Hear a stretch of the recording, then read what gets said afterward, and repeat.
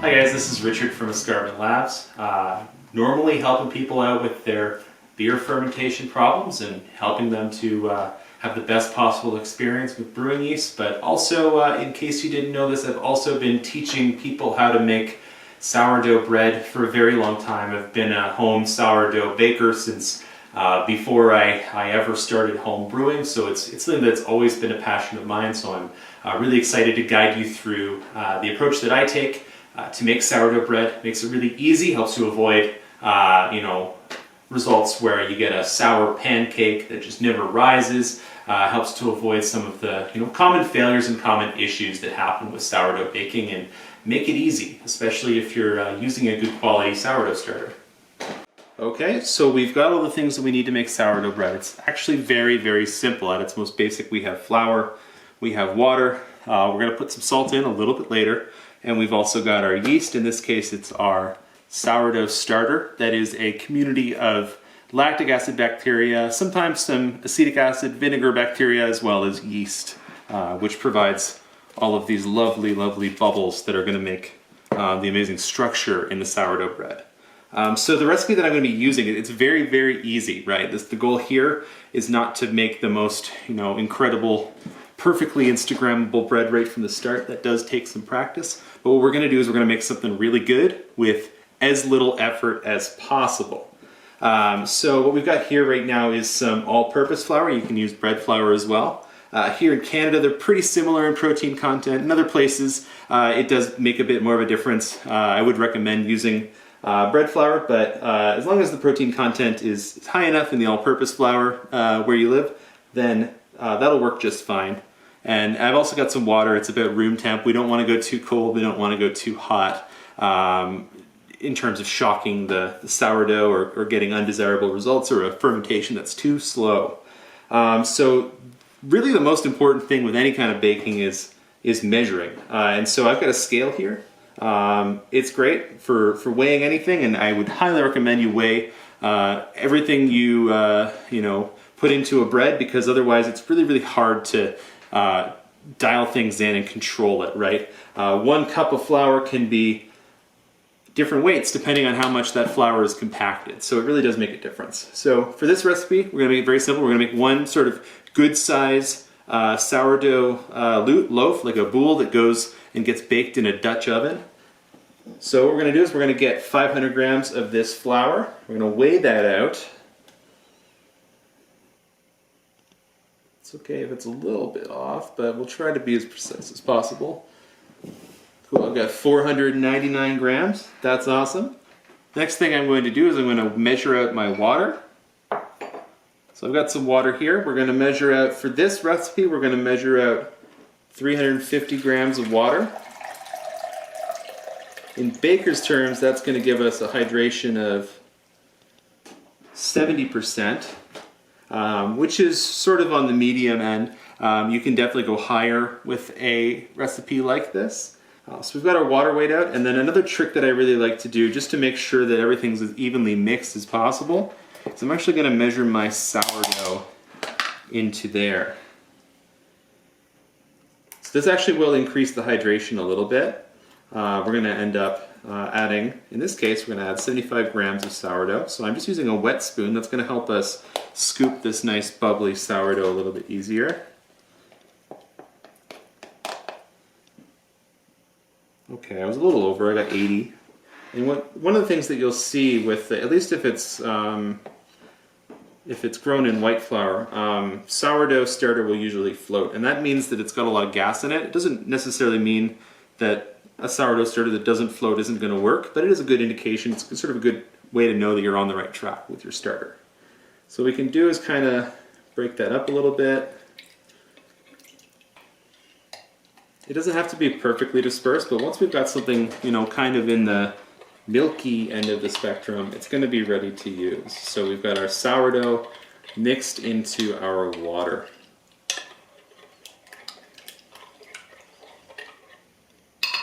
Okay. Now what we're going to do is we don't need our scale anymore. And take that sourdough water and we're going to add that to our flour. So right down the middle. And then we're gonna mix it. There's a lot of different ways that you can mix this dough. You could even just go in with wet hands. That'll work pretty well. You might get a little bit stuck on your hands. If you happen to have an AeroPress coffee maker, the little stir stick that comes with the AeroPress, I think is an awesome little dough mixer. Beyond that, you might see people using these Danish dough whisks. It's kind of a good tool to mix the dough without, you know, really clogging up the whisk. So it works pretty well as well. Or you could use like the mixer on a KitchenAid mixer, like a dough hook. I just wouldn't mix too much with this recipe. I'm going to use the AeroPress tool because it's this is how I learned.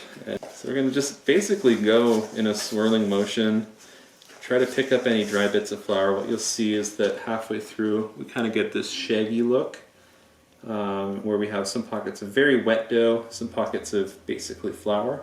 So we're going to keep mixing until that dough is a lot more consistent. And basically the way we can do that is just kind of keep dragging things around.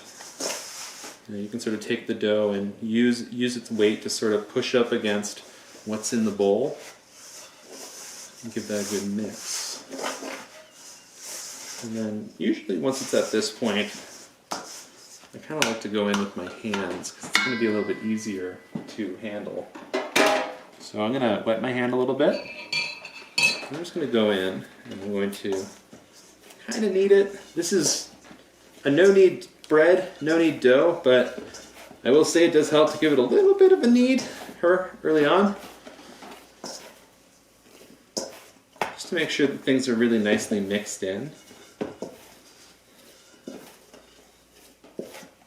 Cool.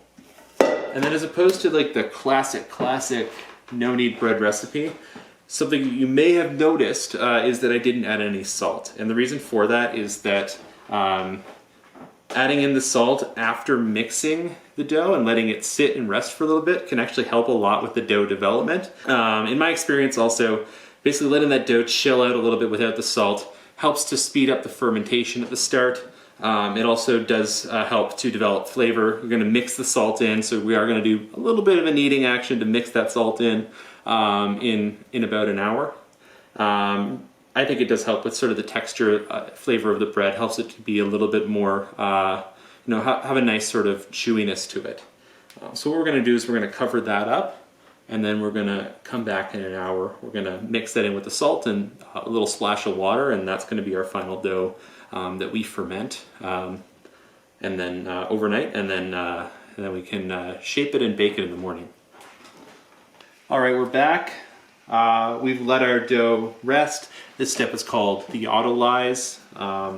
The idea is that it kind of allows for some of those proteins, other things in the flour to break down a little bit more before the salt gets added. Obviously you need salt in bread, otherwise it doesn't really taste like bread, it kind of just tastes like nothing. That being said, the salt does kind of get in the way of the hydration of the flour and in, starting off some of that fermentation. So this step really does help. It really does make a difference from kind of the basic no-knead bread approach. So this guy's been chilling out. It should be a little bit kind of looser, slacker than it was when we first mixed it. And I've got some salt here. So for our recipe, what I'm going to do is I'm going to weigh out 11 grams of salt. Why not 10? I don't know. I always like going a little higher. I like my bread a little bit saltier. So what I'm going to do is I'm just going to sort of sprinkle that over the top.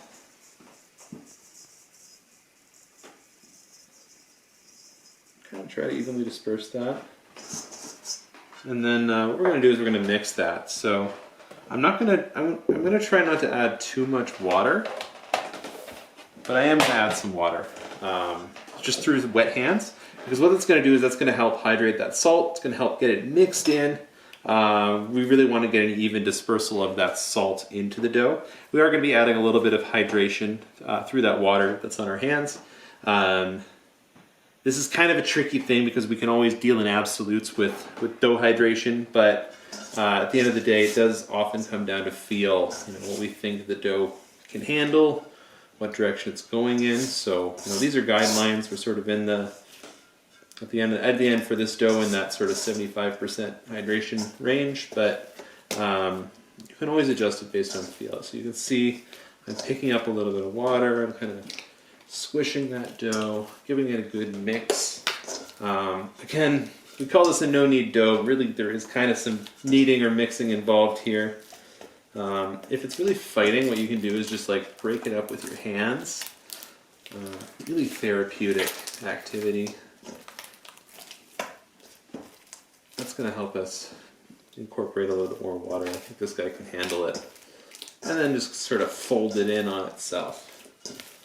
And that's going to make sure that we ensure that we mix in, get our salt nicely mixed in.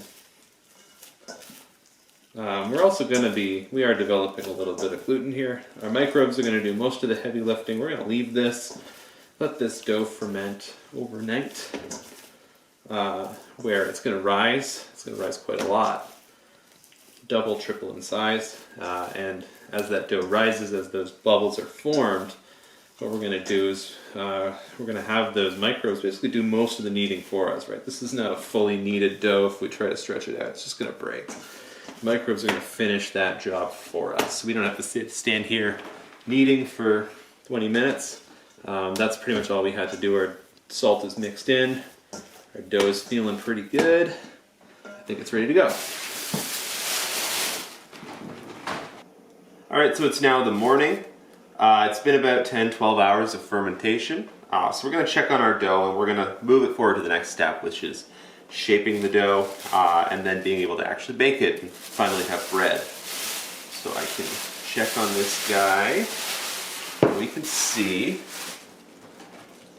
we've definitely risen quite a lot, you know, doubled, tripled in size. It's very bubbly. You can see you've got these lovely bubbles in here. And that's great because that's going to translate to a nice open structure in your finished bread if you have all of these bubbles, because we're going to try to shape it in a way that doesn't totally deflate all of those bubbles. So we retain those. We're also going to be proofing that dough, which basically means letting it relax for a little bit after it's been shaped, letting it rise a little bit more before we bake it so that we get a really open structure to that crumb so that it's not super dense, has a really nice texture, whether it's just sort of eaten straight up or whether it's toasted or things like that. So getting this out of here, my typical approach is to use wet hands on the dough, but use flour on the board. So I've just got a little bin here with flour. I like to recycle the flour that's used on this kneading board. You can use a cutting board as well. Doesn't make a huge difference. Try not to waste dough whenever possible. We're going to need a little bit for our shaping just so that the dough isn't sticking. You can do this entirely with water as well. Some people prefer water. I kind of like, especially for starting out, I like the flour. It's just a little bit easier. But for getting the dough out of our bowl, I'm just going to use wet hands, and this works pretty well. I just sort of go in, give a little bit of a scooping action. So you don't want to leave any dough behind. We also don't want to destroy that lovely structure either. So you can see we've got it out here, and I've got a bench scraper as well. It's going to be very useful for us in handling this dough and making it easy to work with. It doesn't have to be like a fancy thing like this. It can be a plastic bench scraper. Even something as simple as this that you can get from a dollar store. So shaping is going to give it surface tension. It's going to help us influence the way that the bread rises and expands. So there's lots of different ways to shape. I'm going to show a very, very easy way, but just wanted to flag there's lots of different ways that you can shape a dough. So the way that I'm going to show you is what's called a letter fold, and it's going to be very clear why it's called that when I do it. So we're going to take, imagine our dough as a square. We're going to take one corner, we're going to fold it into the middle. We're going to take another corner, we're going to fold it into the middle. Take another corner, fold it into the middle, and then we're going to take our last one, fold that into the middle, and then we end up with something that looks kind of like a folded letter. So that's why I call it the letter fold. I'm just going to put a little bit more flour on the surface because it's sticking a little bit. But we do want it to be a little sticky on top because we're going to shape it again. It's best to let this dough rest for a few minutes, just to sort of work out any of the tension that we've put on it during that initial step. So we're going to let it rest for a couple of minutes. We're going to come back to it and finish up the shaping. Okay, it's been a couple of minutes, so we're going to do our final shape, and we're also going to put the dough into a proofing basket. There's a couple different options for proofing. I really like these things. They're called bannetons. You can either get them lined with cloth or unlined. If they're unlined, you kind of get this nice spiral pattern. They work a lot like a cast iron pan, where the more you use it, the more non-stick it is. You kind of get this nice layer of flour that builds up in it. You probably don't have one of these at home if you haven't been baking. So the standard approach we're going to use is we're going to have a bowl. I've just got a little bowl here, as well as a cloth. So something that's cotton or linen is going to work best. You don't want anything that has any like terry cloth kind of pattern that we can line that bowl with, because that's going to help prevent it from sticking. And you can, whatever cloth you're using, you can kind of reuse it. Just like the proofing basket, it's going to, become more non-stick over time if it's used repeatedly for bread. But I am going to, just ahead of time, I'm going to make sure that that's got some flour on it so that we can help reduce the chances of it sticking to our dough. And I'm also going to do our final shape. For our final shape, I'm going to do basically just another letter fold, and then I'm going to flip it over and I'm going to just sort of rotate it around on that board, help to sort of close that seam on the bottom, build a little bit more surface tension. And that's going to give us a nice, really good standard boule, round shaped loaf when we go ahead and bake that. So I'm going to take this here, put that in. So you can hear a little bit of the dough deflating. That's not a huge deal. So you can see we've done our folds again. And then what I'm going to do is I'm going to just sort of clear off some of this flour, because we actually want it to stick a little bit to the bottom. I'm going to take it to the other side, have the seam down, and I'm just sort of going to tuck it under with my fingers. Again, just helping to build surface tension in that dough. And then once I'm happy with it, I'm also just going to sort of rock that around. Again, we're sort of creating some surface tension, tightening up that bottom seam. And that should be good to go. And you can see if I flip it over, we've got the bottom of the dough nicely sealed up. So what I'm going to do is we're going to put that seam side up into here, because this is going to end up being the top of our bread. This is going to end up being the bottom. So this helps us to make sure that that shape on the top is, nice and round. And what I'll do also is just put a little bit of flour. And you can see this is still very, very, nice and loose. We haven't tightened it up too much. Means that we only really need to proof it for typically an hour and a half or so. Try to make sure it's not sticky. We don't want too much flour. We also don't want too little. And then make sure that it's covered by our cloth.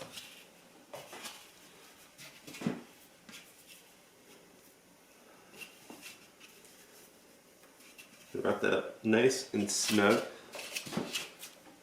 There we go. So for baking, what I'm going to be doing is I'm going to be preheating my oven to 450 Fahrenheit. And I'm also going to be preheating it with this cast iron Dutch oven on the inside. And this is a really, really great idea that's been around for a little while for producing these sort of bakery quality loaves at home. The science, the concept of this is that we heat up this Dutch oven inside the oven. We give it a lot of heat, right? It's a very heavy pot. It can hold a lot of heat. And what that means is that this thing's going to be very good at transferring that heat. Because it's got a lot of thermal mass, it can transfer that heat into our dough very efficiently, because we've got an enclosed space. We've radiating heat from the top, the sides, and the bottom. And what it's also going to do is it's going to trap some of the steam that comes out of that dough as it starts to cook, right? As the water in the dough gets above boiling, it's going to actually turn into steam. And that steam's going to escape from the dough. You know, that is what creates all those pockets inside a loaf of bread is, you know, basically water turning into steam and escaping. That steam's going to stay on the inside here. What that's going to do is that's going to help it with what's called oven spring, you know, the expansion of the dough in the oven. That steam's going to get trapped in here. You know, commercial ovens are very expensive, partially because they have steam injection systems. So we're going to kind of hack that by creating our own little steam trap in here for the first half of the bake. Afterward, we're going to take that lid off, let that bread crisp up and brown, and then we're going to end up with our bread. So really, really great, smart hack. You can get one of these things for usually on sale for 50, 60 bucks. It doesn't have to be a super fancy one. You know, I've been using this one mostly for bread baking for, you know, the last 9 or 10 years. And it's held up pretty well. And obviously it's a little ugly at this point, but I don't really care because I use it for making bread. It's not like sitting out as a showpiece or anything like that. All right, so we've proofed our sourdough. In this case, it was just over an hour. It really does depend on how active the fermentation is and your temperature. How do we know it's nice and proofed? It's a little bit looser. You can see it's kind of got this jiggle to it. If we poke it, you can see that it springs back a little bit. We can still see our indentation. You can also sort of feel it. You can feel those nice bubbles in there. So I think we're at a good point here. What I do in terms of getting this into the oven is I use a piece of parchment paper as a sling.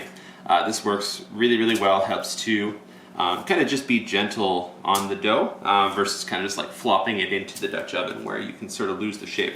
It also gives us a chance, because we've proofed it with the seam up, we've got the top of our dough at the bottom of this proofing basket here. It gives us the opportunity to slash the dough, which for us helps us influence what direction that bread opens up. So if you see those breads with a nice, you know, ear, nice sort of, you know, opening up on top, that's what's happened, is the baker has slashed it. So what I'm going to do is I'm just for a little bit more, you know, protection against sticking, and also because I kind of like the flavor and texture of it, I'm going to put a little cornmeal on our parchment. And what I'm going to do is I'm just going to gently turn that dough over onto my hand and then slide it on to the parchment. Next thing I'm going to do is I'm going to use, in this case I'm going to use a bread knife to slash this dough. You might also see people use razor blades. It just this is more likely, you know, you're going to have some kind of nice sharp serrated knife at home. Although the razor blade does help a lot with giving you a little bit more control. This will work for a first shot. So what I'm going to do is I'm just going to try to just do one slash. Try to just create, you know, very classic sourdough bread. I'm going to give it, you know, kind of at a little bit of an angle so that we get that dough opening up pretty well. But I think we'll be able to get something decent with this serrated knife. So you can see I'm just sort of going in at a slight angle into the center. I'm going to go down about ½ inch.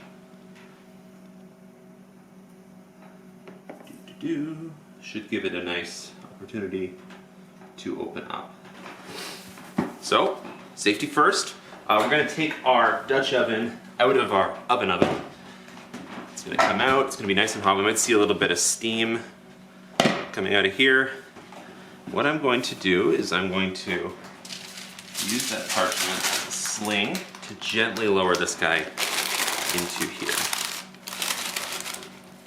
What we're going to do is we're going to try to manipulate that parchment so that we're not getting too many folds messing around with the edges of our loaf. It's a little hot, be careful. Cool, so that's good to go. We're going to put our lid on. Don't worry too much if there's a little parchment sticking out. Parchment paper will totally hold up to a few bakes in the oven. You can actually reuse it without worrying about it burning. So go back to the center of the oven, 450. We're going to set our timer to 30 minutes. We're going to take our lid off at 30 minutes and we're going to have some almost finished bread. Pretty much the most exciting part of the process. Alright, so it's been ½ an hour. We're going to take our bread out of the oven and we're going to take the lid off. This is one of the most exciting moments in bread baking. You're also going to see here I'm going to be putting it onto a baking tray. This is going to help us reduce the chances of that bread scorching on the bottom, because now this baking tray is going to have to warm up, and so we're not going to have a situation where the bottom of the Dutch oven is way hotter than the rest. And we can open that up and check it out. We've got some pretty good looking bread in here. You can see that it's risen quite a lot. We've got that oven spring. We've got some nice sort of ears on here. Looking good for a beginner sourdough loaf. You can still see that it's pretty light in color. I personally like my sourdough a little bit darker. You get a little bit more complexity as that crust darkens and deepens. So I'm going to put this back in the oven.